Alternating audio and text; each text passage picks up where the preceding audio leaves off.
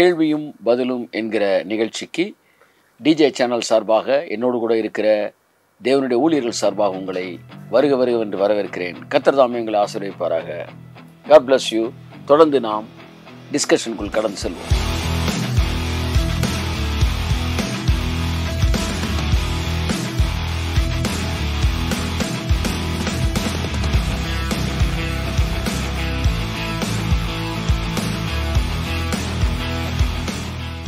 சங்கீதம் 91 பிசாசு பயன்படுத்தினான்ல, நீ மேலேருந்து கீழே குதி, இயேசுட்டே வந்து பேசியிருக்கான். அப்போ அது போன்ற சில பிசாசுகள் இத்தகைய வசனங்களை மேற்கோள் காட்டி உங்களை ஆசீர்வதிக்க விடாதபடிக்கு தரித்திரத்திலே வைத்திருப்பதற்கு பயன்படுத்துகிறது.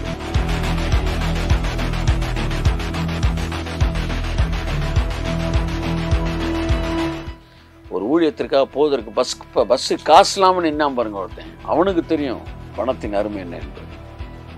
ஆனால் ப்ரேயர்ஸுக்கு அங்கே 10 பேர் உட்காந்துருக்கிறான், போய் நடத்துவதற்கு பஸ்ஸு காசு இல்லாமல் நின்னாம பாருங்க, அவனுக்கு தெரியும்.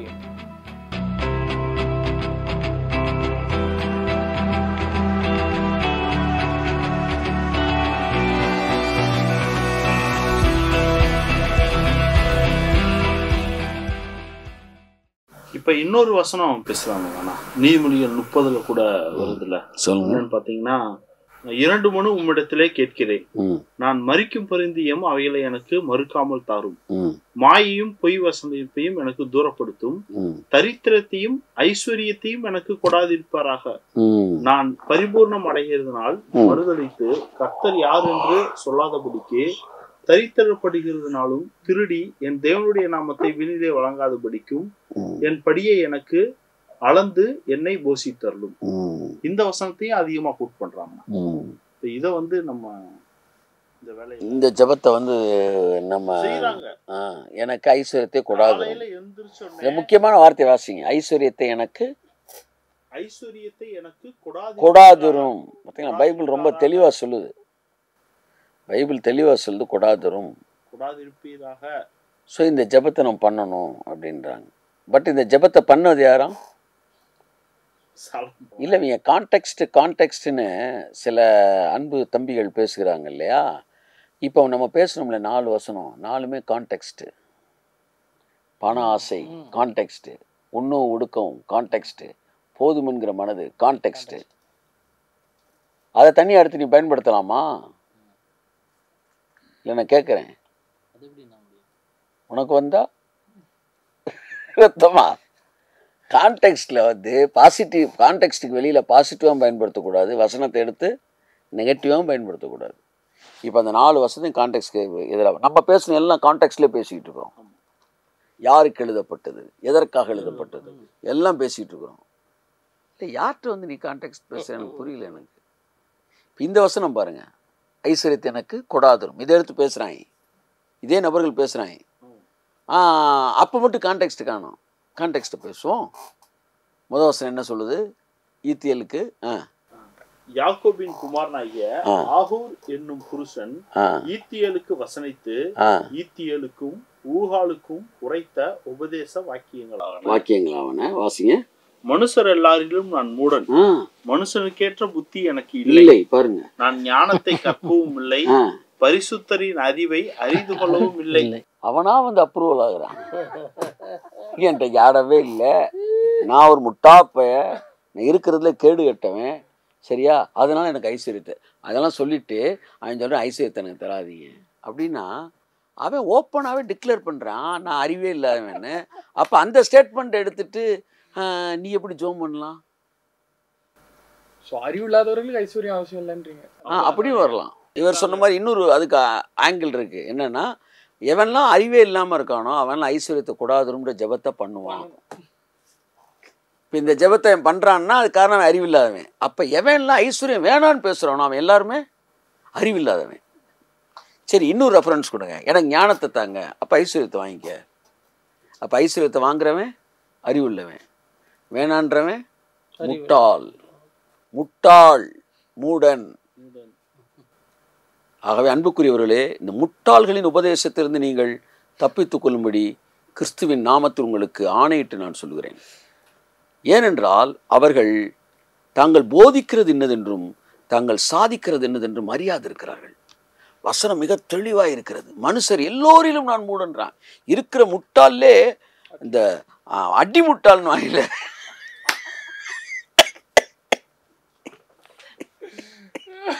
இல்ல இல்ல இருக்கிற முட்டாளே அடி முட்டாள் தான் என்ன சொல்லுவாடா, எனக்கு ஐஸ்வர்யத்தை கொடாது.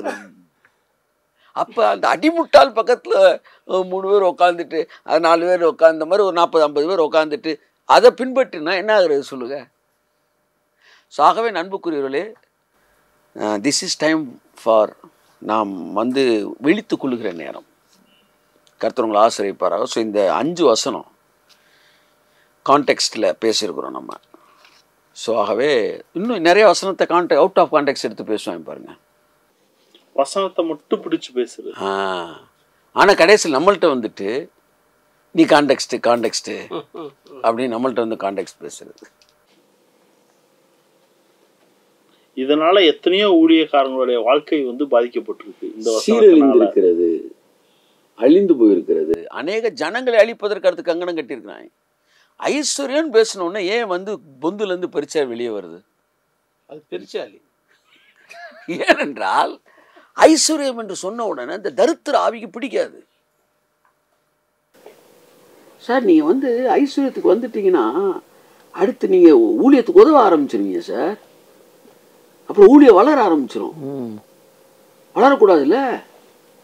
நீ வாழ்க்கை ஃபுல்லாக வந்து என்ன செஞ்சு மாத சம்பளத்தை வாங்கிட்டு ஒரு கிழிஞ்ச குடிசை கீழே உட்காந்து ஆராதிச்சுட்டு நடுத்தருவில் நீங்கள் இருக்கணும் அத்தனை பேரும் என்பதுதான் சில அயோக்கிய பிசாசுகளுடைய வேலைகள். அது நீங்கள் இதை வந்து வன்மையாக கண்டிக்கணும். ஆவியானவர் வந்து மிகுந்த வைராக்கியம் கொண்டிருக்கிறார். நீங்கள் பவுல்லாம் பார்த்தீங்கன்னா நான் மற்ற சபைகளை கொள்ளையிட்டேன் என்ற அளவுக்கு வந்து பேசுகிறார். அவர் அநேகரை நாங்கள் ஐஸ்வர்யவான்கள் ஆக்குறவர்களாக இருக்கிறோம் பவுல் சொல்கிறார். எவ்வளோ பெரிய மேட்ரு பாருங்க. பணக்காரன் ஆக்க வேண்டியது என்பது உங்களுடைய ஊழியத்தில் ஒரு பார்ட்டு. எத்தனை பேர் ஞானஸ்தானம் கொடுத்தீங்க? கடவுள் கேட்பார் உங்களை. எத்தனை பேர் சுவிசேஷம் சொன்னீங்க? எத்தனை பேர் அபிஷேகத்தில் நடத்துனீங்க? எத்தனை பேர் ஊழியத்துக்கு அனுப்புனீங்க? எத்தனை பேரை பணக்காரனாக்குனீங்க? ஆனால் பணக்காரன் ஃபுல்லாக ஏழை ஆக்குறதுக்கு ஒரு குரூப் இறங்கி இருக்குல்ல. ஆனால் ஏழைகளை ஐஸ்வர்யவான்களை மாற்றுகிறது தான் ஒரு ஊழியத்தின் வேலை. தொடர்ந்து ஐஸ்வர்யத்தை பேசுங்கள் ஐயா.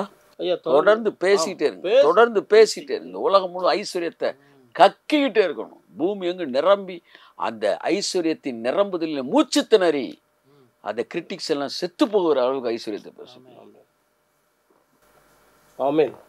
ஏனென்றால் வாழ்க்கையில வந்து பணத்தின் கஷ்டத்தை கடந்தவனுக்கு தான் தெரியும் பணத்தின் தேவை என்பது. ஒரு ஊழியத்திற்காக போவதற்கு பஸ்ஸு காசு இல்லாமல் நின்னாம பாருங்க ஒருத்தன், அவனுக்கு தெரியும் பணத்தின் அருமை என்ன என்பது. நீ நோகாமல் தூங்கி எந்திரிச்சு வந்து உட்காந்துட்டு பணம் தேவையில்லைன்னு நீ பேசிக்கிட்டு பண்ணி. ஆனால் ப்ரேயர்ஸுக்கு அங்கே 10 பேர் உட்காந்துருக்கிறான், போய் நடத்துவதற்கு பஸ்ஸு காசுலாம் நின்னாம பாருங்க, அவனுக்கு தெரியும் ஒரு ஊழியன் நம்ம இப்போ நிற்கக்கூடாது என்பதற்காக. நான் கண்ணீரோடு உங்களுக்கு சொல்லுகிறேன் என்று பவுல் சொல்கிறான். அவர்கள் தேவன் வயிறு. அவனுக்கு வந்து இன்னைக்கு வியூ வேணுன்றக்காண்டி எதை வேணாலும் பேசுவான், என்ன சப்ஜெக்ட் வேணாலும் பேசுவான், யாருனாலும் கிரிட்டிக்ஸ் பண்ணுவான். ஆமாம், ஏன்னா அவர்களுக்கு தேவை வியூ. என் சொந்தமாக ஒரு மெசேஜை கொடுக்கட்டும் முடியாது. நான் என்ன சொல்கிறேன், அதை பற்றி எனக்கு கவலை இல்லை. கிரிட்டிக்ஸ் வருவாங்க, கிரிட்டிக்ஸ் போவாங்க. ஆனால் சத்தியமாவது என்ன, அது ரொம்ப முக்கியமானது. அது 10 ரூபாய்க்கு வழி இல்லாமல் வந்து ஊழியம் செய்ய நின்னாம பாருங்க, அவனுக்கு தெரியும் பணத்தின் தேவை என்ன என்பதை. அதெல்லாம் தேவன் அழுத்தத்தில் கொண்டு வந்த பாதைகள். அந்த பாதையின் வழியாக வந்ததுனால்தான் பயங்கரமான ஆப்போசிட் ரியாக்ஷனில் அது போகும்னு அவருக்கு தெரியும்.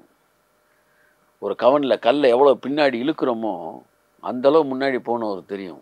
அதனால தான் நம்ம கடந்த நாட்கள் பின்பாக இழுக்கப்பட்டது. அதை விட்டதுனால தான் இன்றைக்கி முன்பாக போய் கொண்டு இருக்கோம்.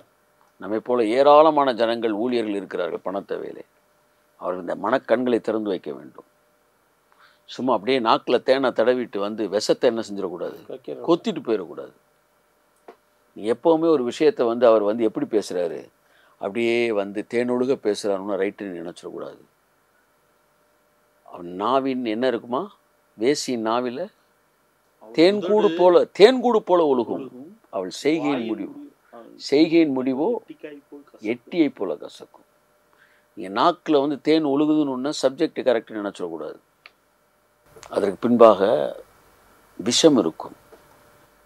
ஆகவே தவறான உபதேசங்களினாலே ஜனங்கள் இதயங்களை இருளினாலே நிரப்புவதற்கு பிசாசை அனுமதிக்காமல் இயேசுவின் நாமத்தில் அவைகளை இயேசு கிறிஸ்து நாமத்தில் அந்த இருண்ட மண்டலத்தை துரத்துகிறோம். ஐஸ்வர்யத்தின் வெளிச்சத்தை நாங்கள் கட்டவிழ்கிறோம். இன்னும் வேற எதிர்மறையான வசனங்கள் எது இருந்தாலும் நம்ம பேசுவோம். ஆனால் பிலிப்பியர் 3:8 பவுல் வந்து நான் கர்த்தராகிய இயேசு கிறிஸ்துவை அறிகிற அறிவின் மேன்மைக்காக எல்லாவற்றையும் நஷ்டம் என்று எண்ணிக்கொண்டிருக்கிறேன்னு சொல்றாருன்னு. அவர் எல்லாத்தையும் நஷ்டம்னு சொல்றப்ப எல்லாமே இஷ்டம்னு சொல்லி நீங்க பேசுறீங்க. இது பவுலுடைய கூற்றுக்கு எதிராக இருக்கேன்னா இது? இப்போ இது வந்து ஐஸ்வர்யத்துக்கு எதிராக பயன்படுத்தப்படுகிற ஒரு கேள்வி. இப்போ நம்முடைய கணக்குப்படி இது 6வது வசனம். எத்தனை வசனங்களை ஒவ்வொன்றா கான்டெக்ஸ்ட் பேஸ் படி பிரேக் பண்ணிகிட்டே வந்து அதனோட ஒரிஜினல் மீனிங்கை நம்ம ஜனங்களுக்கு சொல்கிறோம். ஏனென்றால் ஆண்டாண்டு காலமாக இந்த வசனங்களை வைத்து பிசாசானவன் அநேக தேவனுடைய ஊழியர்களையும் பிள்ளைகளையும் தரித்திரத்தில் வைத்திருக்கிறான். இன்றைக்கும் சில ஊழியர்களை முழு நேரமாக களமிறக்கி இருக்கிறான். ஸோ இதற்கு எதிராக நாம் நம்முடைய வேலைகளை வந்து ஆவியானவர் துவங்கி இருக்கிறார். ஸோ ஏன்னா இது எப்படி இருக்குது அப்படின்னா, சங்கீதம் 91 பிசாசு பயன்படுத்தினான்ல, நீ மேலேருந்து கீழே குதி, இயேசுட்டே வந்து பேசியிருக்கான். அப்போ அது போன்ற சில பிசாசுகள் இத்தகைய வசனங்களை மேற்கோள் காட்டி உங்களை ஆசீர்வதிக்க விடாதபடிக்கு தரித்திரத்திலே வைத்திருப்பதற்கு பயன்படுத்துகிறது. அதிலே ஒரு வசனம் இது. ஆனால் இதனுடைய அழகான கான்டெக்ஸ்டே வேறு. இது ரொம்ப என்ன சொல்ல ஒரு ஒரு ஒரு எலைட்டான ஒரு ஒரு பெர்செப்ஷனில் அவர் பேசுகிறார். இப்போ பவுல் பேசுகிற இந்த வசனத்தை வாசிங்க. என் கர்த்தராகிய கிறிஸ்து இயேசுவை அறிகிற அறிவின் மேன்மைக்காக எல்லாவற்றையும் நஷ்டம் என்று எண்ணிக்கொண்டிருக்கிறேன். எல்லாவற்றையும் நஷ்டம் என்று. இப்போ இது ஐஸ்வர்யத்துக்கு எதிராக பயன்படுத்தப்படுற இன்னொரு வசனம். எத்தனாவது வசனம் இன்னைக்கு நம்ம டீல் பண்ணுறது? 6வது வசனம். ஐஸ்வர்யத்துக்கு எதிராக பயன்படுத்துகிற 6வது. ஏறக்குறைய நிறைய வசனங்களை அவங்க பயன்படுத்துகிறாங்க. ஒவ்வொன்றுக்கும் கான்டெக்ஸ்ட் படி நம்ம அர்த்தத்தை காமிச்சிட்டோம்னா ஜனங்கள் அதை புரிந்து கொள்வார்கள். இங்கே பவுல் சொல்லுகிற இந்த வசனம் ரொம்ப ஒரு உயர்வான ஒரு மனநிலையில் ஒரு அழகான ஒரு விஷயத்தை பேசுகிறாரு. அதை நம்ம ஏற்கனவே பார்த்தோம் பார்த்தீங்களா? அது இன்னும் நான் கூட வாசிக்கிறேன். எத்தனாவது? பிலிப்பியர் 3:8. கர்த்தராகிய இயேசு கிறிஸ்து அறிகிற அறிவின் மேன்மைக்காக எல்லாவற்றையும் நஷ்டம் என்று எண்ணிக்கொண்டிருக்கிறேன். அப்போ அது மட்டும் இல்லை, அந்த கடைசி வசனம் எழுதுறாரு பாருங்க, 11 பாருங்க. அவருக்காக எல்லாவற்றையும் நஷ்டமென்று விட்டேன், குப்பையுமா எண்ணுகிறேன். இதைத்தான் பெருசாக பேசுவாங்க. இந்த வசனத்தை விட 11 சொல்லுவாங்க. நஷ்டமென்று விட்டேன், குப்பையுமா. அவர் எல்லாம் நஷ்டம்ன்றாரு. ஏண்டா நீங்கள் போய் வந்து பணத்தை வந்து இஷ்டம்னு கட்டி பிடிக்கிறீங்க? பவுல் எங்கே வாழ்ந்தாரு? நீங்கள் எவ்வளோ லோயராக இருக்கிறீங்க அப்படின்வாங்க. ஆனால் பவுல் எல்லாவற்றையும்ன்றாருல, என்னதான் விட்டுருக்காரு நஷ்டம்னு பார்ப்போம். அதில் உன் பணம் வருதான்ற பார்ப்போம். அப்போ பணம் வந்துருச்சுன்னா நம்மளும் பணத்தை என்ன செஞ்சிடும்? நஷ்டம்னு விட்டுருவோம். அப்படி இல்லை அப்படின்னா அதில் எதெல்லாம் நஷ்டம் இருக்கோ அதெல்லாம் நீயும் நானும் நஷ்டம்னு விட்டுறணும். அதில் பணத்தை சேர்க்கக்கூடாது. வாசிங்க 9 வாசிங்களேன். நான் கிறிஸ்துவை ஆதாயப்படுத்தி கொள்ளும்படிக்கும் நியாயப்பிரமாணத்தினால் வருகிற சுயநீதியை உடைய. சுயநீதி எதை நஷ்டம்னு குப்பன்னு தூக்கி எறிஞ்சா சுயநீதி. ஆனால் நீ என்ன சொல்லிட்டு இருக்கிற? நான் முழங்காலில் நின்னேன், நான் முழங்காலில் 30 நாள் உபவாசத்தில் இருந்தேன். இப்போ பாருங்கள், கிணறு வெட்ட பூதம் கிளம்புன மாதிரி இதெல்லாம் வந்து வெளியே கொண்டு வர வேண்டியிருக்கு. சுயநீதியிலே இன்றைக்கு டாம்பிகமாக பேசக்கூடிய ஒரு மனநிலை அழிக்கப்பட வேண்டும். அதை நஷ்டம் என்று விட வேண்டும். நீ நிறையா பேர் சொல்லுவாங்க பாருங்க, நான் ஜெபிச்சு கட்டினேன்டா அந்த சபையை, நான் முழங்காலில் நின்று இதை பண்ணேன் இதை என்பதெல்லாம் சுயநீதி. நான் உபவாசத்தில் இருந்ததுனால் எனக்கு இது கிடைத்தது. அதை குப்பையாக எண்ணுகிறோம். நம்மலாம் வந்து உபவாசம் போடாத ஆட்களா? ப்ராஸ்பரிட்டி கான்ஃபரன்ஸு திருநெல்வேலி போகிறதுக்கு முந்தின நாள் எனக்கு பயங்கர ஃபீவரு, ட்ரிப்ஸ் ஏறிச்சு. அப்போ வரும்போது என்கிட்ட கேட்டேன். நான் சொன்னேன் 93 எனக்கு ட்ரிப்ஸ் ஏற்றினது, 94 அதுக்கப்புறம் நான் ட்ரிப்ஸ் ஏற்றலை. அப்படியாண்ணே இத்தனை வருஷமாக ஏற்றுனதே இல்லையா? இல்லை. சரி 94 எதுக்காக ட்ரிப்ஸ் ஏற்றுனீங்க? Fasting, heavy fasting, low BP ஆகி நின்ன இடத்துலேருந்தே மயங்கி விழுந்துருவோம்.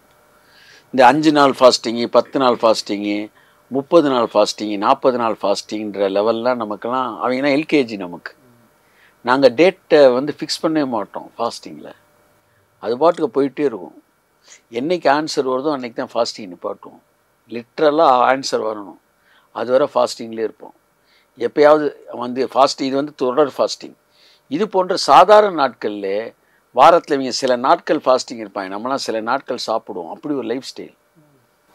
கடைசி லோ பிபி ஆகி விழுந்துரும், மயக்கப்பட்டுருவோம். அந்த மாதிரி டைம் என்ன தூக்கிட்டு போய் ஒரு தடவை ட்ரிப்ஸ் ஏற்றுனாங்க. நம்மெல்லாம் இவங்க ஏதோ சொல்கிற மாதிரி அப்படியே கிளம்பி பைபிளை தூக்கிட்டுலாம் வரல. ஒரு காலத்தில் சுயநீதி உடையவர்களாக இருந்தோம். இன்றைக்கு எல்லாவற்றையும் நஷ்டம் என்று விட்டோம், குப்பையுமா எண்ணுகிறோம். 20 நாள் 21 நாள் டேட் ஃபிக்ஸ் பண்ணாமல் ஃபாஸ்டிங் இருந்து மயக்கப்பட்டு தண்ணியை தெளித்து ட்ரிப்ஸ் ஏற்றி இதெல்லாம் நம்மளும் செஞ்சுருக்குறோம். அப்படி ஒன்றும் இந்த பாதைகள் வராமல் இல்லை. ஆனால் அன்றைக்கு இவைகளெல்லாம் வந்து மேன்மையாக எண்ணப்பட்டது, இன்றைக்கு அது குப்பையாக எண்ணப்படுது. சிலுவையில் அறையப்பட்ட இயேசுவினாலே நான் நீதிமானாக இருக்கிறேன். ஏன் இன்னைக்கு ஜெபத்தை வந்து நாங்களாம் வந்து பெருசாக பேசுகிறது இல்லை அப்படின்னா, ஜெபம் என்பது உறவு. ஜெபம் என்பது நீ கொடுக்குற கிரயம் அல்ல. ஒரு காலத்தில் அதை கிரயம்னு எங்களுக்கு போதிச்சாங்க. இன்றைக்கி என்ன கிரயம் பேசுகிறாங்க. Invest your life in prayer. Prayer is an இன்வெஸ்ட்மெண்ட்ன்றாங்க. Prayer is not investment. Crucifixion is the investment. சிலுவையே உனக்கு வந்து முதலீடாக இருக்கிறது, உன் ஜெபம் முதலீடு கிடையாது. ஸோ இதுலேருந்து ஒரு விடுதலையை கர்த்தர் கொடுத்தாரு. அதுதான் வந்து நஷ்டம். பாருங்க, சுயநீதியை உடையவனாக இருந்தேன், அதை நஷ்டம் என்று எண்ணினேன். அடுத்து, கிறிஸ்துவை பற்றி விசுவாசத்தினால் வருகிறதுமான விசுவாசம் மூலமாய் தேவனால் உண்டாயிருக்கிற நீதியை நான் உடையவனாய் மாறினேன். எவ்வளவு அழகா எழுதியிருக்காரு பாருங்க. நான் கிறிஸ்துவுக்குள் இருக்கிறவன் என்று காணப்படும்படிக்கும் இப்பொழுது நான் அவரையும் அவருடைய உயிர்த்தெழுந்த வல்லமையும் அவருடைய பாடுகள் ஐக்கியத்தை அறிகிறதுக்கு அவருடைய மரணத்துக்கு ஒப்பான மரணத்துக்குள்ளாய் எப்படியாயும் மருத்துவரிலிருந்து உயிரோடு எழுந்திருப்பதற்கு தகுதியாகும்படிக்கு அவருக்காக எல்லாவற்றையும் நஷ்டம் என்று விட்டேன். ஒன்னே ஒன்று சொல்றாரு, நான் சுயநீதி உடையவனாய் இருந்தேன்.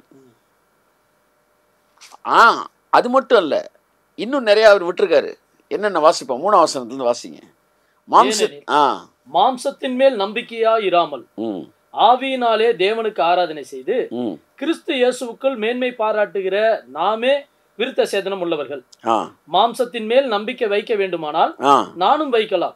வேறொருவன் மாம்சத்தின் மேல் நம்பிக்கையா இருக்க நினைத்தால் நான் அதிகமாய் அப்படி செய்யலாம். இப்ப எதை பேசுறாரு? மாம்சத்தின் மேல் நம்பிக்கை. இதை நஷ்டம் விட்டுருக்காரு கிறிஸ்துக்குள்ள வந்தோடனே. அது என்ன மாம்சத்துல இருக்க நம்பிக்கையா? வாசிங்க. நான் 8ஆம் நாளில் விருத்த சேதனம் அடைந்தவன். விருத்த சேதனம் அடைந்த பெருமை இந்த மாம்சத்துல இருந்த நம்பிக்கை, அதை நஷ்டம்னு விட்டாரு. அடுத்து, இஸ்ரவேல் வம்சத்தான். அந்த இஸ்ரவேல் என்கிற ஒரு அகங்காரம், ஆணவம் இன்னைக்கு யூதர்களுக்கு இருக்கு. அதை குப்பன்னு நினைச்சான். ஒரு கைத்தட்டு வந்து பவுலுக்கு நம்ம கொடுக்கணும். ஏன்னா இன்றைக்கு யூதர்களுக்கு இருக்க ஒரு பெரிய வரட்டு பெருமை, மாபெரும் ஒரு கிரிமினல் கேஸ் அவன் மேல இருக்கு. இயேசு சிலுவையில் அறையப்பட்ட கேஸ். அதை அந்த கேஸ்ல ஒன்றும் பெயிலில் வெளியே தெரிஞ்சுக்கிட்டு இருக்கிறாங்க எல்லாம். இவங்க வந்து நாங்கள் யூதர்கள் என்கிற பெருமை, இந்த பெருமையை நஷ்டம் என்று நான் விட்டேன். அடுத்து, பென்யமின் கோத்திரத்தான். எபிரேயரில் பிறந்த எபிரேயன், நியாய பிரமாணத்தின்படி நான் பரிசேயன், பக்தி வைராக்கியத்தின்படி சபையை துன்பப்படுத்தினவன், நியாய பிரமாணத்திற்குரிய நீதியின்படி குற்றஞ்சாட்டப்படாதவன். இது எல்லாம் பாருங்க. நான் வந்து இஸ்ரவேலன், நான் பெஞ்சமின் கோத்திரத்தான், நான் எபிரேயன், நான் வந்து பரிசேயன், நான் குற்றஞ்சாட்டப்படாதவன். இதுல எல்லாம் நான் வந்து ஜெயிச்சிருக்கிறேன். இதைத்தான் எனக்கு லாபமா இருந்த இவைகளை நான் நஷ்டம் என்று எண்ணுகிறேன். இதுல எங்கேயாச்சும் பணம் வருதா? சாகும் வரைக்கும் பேசக்கூடாது. பிலிப்பியர் 3ஆம் அதிகாரத்திலே நஷ்டம் என்று எண்ணினேங்கிற வசனத்தை சாகுற வரைக்கும் பணத்துக்கு எதிராக பேசக்கூடாது. என்ன நினைச்சிட்டான்? நஷ்டம்னு வந்தோடனே இந்த பணம் வரவு செலவுல தானே நஷ்டம் வரவுன்னு வரும், அதனால இது ஐஸ்வர்யம் சம்பந்தப்பட்ட வசனம் போல நினைச்சிட்டான். நஷ்டம் என்கிற வார்த்தை வருகிறதுனால நீ வந்து எக்கனாமிக்ஸ், காமர்ஸே இது அக்கௌண்ட்ஸில் நீ சேர்த்துடக்கூடாது. நஷ்டம்னு வந்து நஷ்ட கணக்கு, அப்போ இது ஐஸ்வர்யம் போல இல்லை. இது வந்து அவன் சொந்த கணக்கு. ஸோ இனி பிலிப்பியர் 3ஆம் அதிகாரத்தில் சொல்லப்பட்ட இந்த வசனம் வந்து சுயநீதிக்கு எதிராகவும் மாம்சத்துக்கு எதிராகவும் தன்னுடைய மாம்ச குல பெருமைக்கு எதிராகவும் அவன் பேசின வார்த்தைகள். அவை எல்லாவற்றையும் நான் நஷ்டம் என்று விட்டேன். எழுதியிருத்தான். பிலிப்பியர் 4ஆம் அதிகாரத்தில் எழுதுறான், தயவுசெய்து காணிக்க கொஞ்சம் நல்லா அனுப்புங்கப்பா, என் தேவன் தம்முடைய ஐஸ்வர்யத்தின்படியே ஐஸ்வர்யத்தை எழுதுறாரு. 3ஆம் அதிகாரத்தில் நஷ்டம் எழுதிட்டு 4ஆம் அதிகாரத்தில் ஐஸ்வர்யத்தை எழுதுவானா? லாபத்தை எழுதுறாரு. 3ஆம் அதிகாரத்தில் ஐஸ்வர்ய நஷ்டம்னு சொல்லிட்டு 4ஆம் அதிகாரத்தில் எழுதுவாரா? நான் நஷ்டம்னு சொன்னது வேற. இப்போ எது லாபம்னு சொல்கிறேன் எழுதிக்கன்றான். According to his richness he will meet all your needs. So இந்த வசனம் வந்து சரிதானுங்க? சரி, வேதத்தின்படி சரி. சரி. பொருளாசையுடைய எல்லாருடைய வழியும் இதுவே, இது தன்னை உடையவர்களின் உயிரை வாங்கும். நீதிமொழிகள் 1ஆம் அதிகாரம். அதை பற்றி நம்ம விளக்கம் சொல்லவே வேண்டாம். ஏன்னா எங்களோடு வா, கொள்ளையடிக்கும்படிக்கு நம்ம எல்லோரும் என்ன செய்வோம்? இப்போ பதிவிருப்போம். நம்ம எல்லோருக்கும் ஒரே பை இருக்கும் அப்படின்னு இருக்குது. அப்போ உங்களை எத்தனை பேர் கொள்ளையடிக்க போனீங்க சொல்லுங்கள்? நீங்கள் எதுவும் போனீங்களா? நீங்கள் எதுவும் போனீங்களா? நீங்கள் அதிகபட்சமான ஜோம் பண்ணியிருப்பீங்க, ஆண்டவரே ஐஸ்வர்யத்தை தாங்கன்னு. இந்த வசனம் கொள்ளையடிக்கிறவர்களுக்காக எழுதப்பட்ட வசனம். அது எங்கே இருக்குது? நீதிமொழிகள் 1:11. எங்களோட வா, ரத்தம் சிந்தும்படி நாம் பதிவிருந்து குற்றமற்று இருக்கிறவர்களை முகாந்தாரமின்றி பிடிக்கும்படி ஒளித்திருப்போம். பாதாளம் விழுங்குவது போல் நாம் அவர்களை உயிரோடே விழுங்குவோம். குழியில் இறங்குகிறவர்கள் விழுங்கப்படுவது போல் அவர்களை முழுமையும் விழுங்குவோம். விலை உயர்ந்த சகலவித பொருட்களை கண்டடைவோம். கொள்ளை பொருளினால் நம்முடைய வீடுகளை நிரப்புவோம். எங்களோட பங்காளியாயிரு, நம் எல்லோருக்கும் ஒரே பை இருக்கும் என்று அவர்கள் சொல்வார்களாயில், என் மகனே, நீ அவர்களோட வழி நடவாமல் உன் காலை அவர்கள் பாதைக்கு விளக்குவாயாக. 19. பொருளாசையுடைய எல்லாருடைய வழியும் இதுவே, இது தன்னை உடையவர்களின் உயிரை வாங்கும். பார்த்தீங்களா? பொருள் ஆசைன்னா என்ன? பணம் சேர்ப்பதல்ல பொருளாசை, கொள்ளையடிப்பது பொருளாசை, குற்றமற்றவர்கள் இரத்தத்தை சிந்துவது பொருளாசை, பாதாளம் விழுங்குவது போல ஒருவனை ஏமாற்றுவது பொருளாசை, விழுங்குவது, ஒளிந்திருந்து பிடிப்பது, மற்றவனை பிளாக்மெயில் பண்ணி சம்பாதிப்பது பொருளாசை. ஸோ இது எல்லாமே இந்த வகையில் பொருளை சம்பாதிச்சா அது பொருளாசை. நம்ம யாரும் பாவம் அவன் உழைச்சி சம்பாதிச்சுட்டு இருக்கிறோம். நம்ம கொள்ளையடிக்கணும்னு சொல்கிறோம் இல்லையா, அது இதில் வருமா? அது வந்து கனரா பேங்கை கொள்ளையடிப்பது இல்லைல்ல. அதோட அர்த்தம் உங்களுக்கு தெரியும்ல. பலவானை முந்தி கட்டினால் ஒழிய பலவானுடைய ராஜ்யத்தில் போது தான் கொள்ளையடிக்கிறோம். நம்ம ஸ்பிரிட் வேர்ல்டில் ரிலீஸ் பண்ணி கொள்ளையடிக்கிறோம். நம்ம அதை ஃபிசிக்கல் வேர்ல்டுக்குள்ளே ரிலீஸ் பண்ணோம். இல்லை உம்மாலே நான் ஒரு மதிலை தாண்டுவேன்ற வசனத்தை ஜெயில் மினிஸ்ட்ரி பண்ண ஒருத்தர் போய் எடுத்ததுக்கு அதை கேட்டு ஒருத்தர் மதிலை தாண்டிட்டான். உம்மாலே நான் ஒரு மதிலை தாண்டுவேன். ஏன்னா நேற்று ஒரு போதவர் வந்தார், எனக்கு ரேமா வேர்டு வந்துருச்சு அப்படி தவிட்டாவே. இல்லை அப்படி இல்லை. ஸோ இந்த கொள்ளையடிப்பது உங்களுக்கு தெரிய வேற. ஸோ இந்த சாப்டரை நீதிமொழியில் 1 சாகும்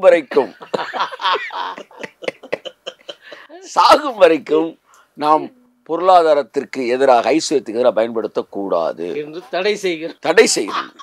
பேன் பண்றோம் அதை நாங்கள் இயேசு நாமத்தில். மனுஷகுமாரனுக்கு தலை சாய்க்க இடம் இல்லை. மத்தேயு அதிகாரம் 8 வசனம் 20. மனுஷகுமார் தலை சாய்க்க இடம் இல்லை அப்படின்னா சிலுவையிலே அவர் தலை சாய்த்தார்ன்னு இருக்கு. அடுத்து கப்பலின் பின்னணியத்தில் அவர் என்ன செய்தார்?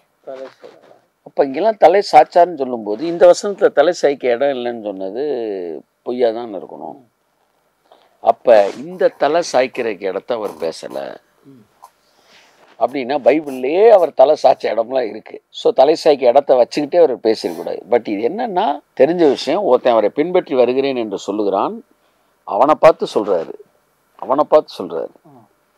இங்கே பாருப்பா, பறவைகளுக்கு கூடு இருக்குது, நரிகளுக்கு குழி இருக்குது.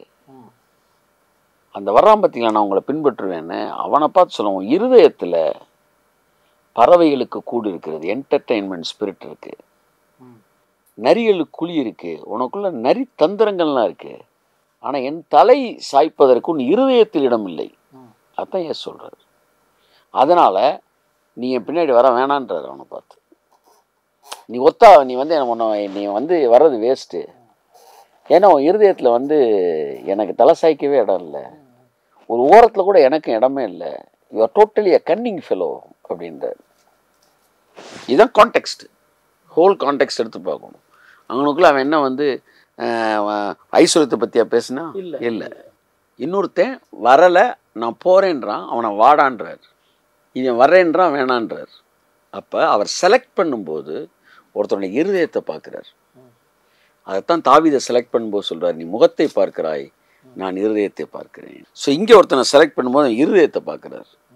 அந்த வசனம் செலக்ட் பண்ணுற இருதயத்தை அவர் பார்க்குறார் உண்மைனா, இப்போ இந்த வசனம் இருதயத்தை பார்த்து அவர் சொல்கிறார். ஸோ இந்த வசனத்தையும் இனி தலை சாய்க்க இடமில்லை என்கிற வசனத்தை ஐஸ்வர்யத்துக்கு எதிராக பயன்படுத்துவதில் தடை செய்யப்படும்.